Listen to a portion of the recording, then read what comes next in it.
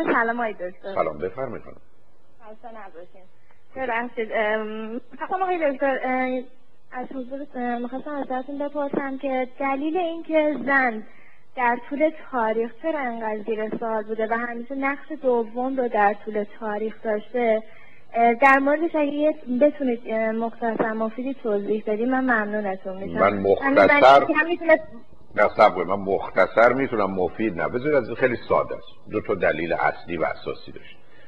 دلیل اول این بوده است که زن از نظر بدنی ضعیفتر و بنابراین در جامعه‌ای که امتیاز و برتری با بدن و قدرت فیزیکی بوده، مثل یک مسابقه بوکس یا کشتی، بنابراین زمین خورد. دوم این که به دلیل حاملگی و مواظبتی که در اون زمان باید از خودش میکرد ولی خودش یا بچهش میمردن، ناچار محدودتر میشده و با تولد کودکی که بسیار ضعیف و زبونه که بدون مواظبت و مراقبت دائمی همیشگی، مثلا در اون زمانی که هیچ وسیله‌ای نبوده، از کودک او به یه موجود ضعیفی چسبیده است. درست است که شما بخواید بدوید،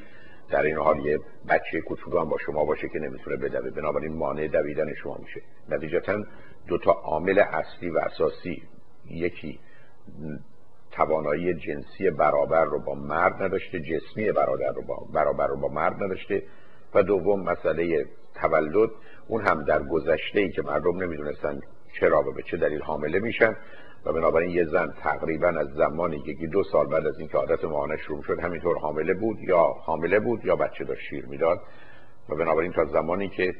احتمالاً از میان میرفت. نتیجتاً یه موجودی که 10 تا 12 تا بچه میاره و کاملا پایبند به اونه و به دلیل این وابستگی اجتناب ناپذیر که در دوران بارداری توجه نکنه خودش میمرد، در دوران بعد از تولد فرزندش نتیجتاً به زمین کوفته شده. این همون موضوع و مطلبی است که در ادبیات ما آمده که زن رو به عنوان گل میگیرن و این بلبل هست که به جای اینکه دنبال بلبل ماده بره دنبال گل میچرخه، برای که اون پاش در زمینه و مسئله عدم تحرک زن او رو ناچار وابسته و محتاج مردی میکنه که حالا باید منتظر بشه تا او بره غذایی به دست بیاره بخود این به بچه‌ش هم بده. نتیجتاً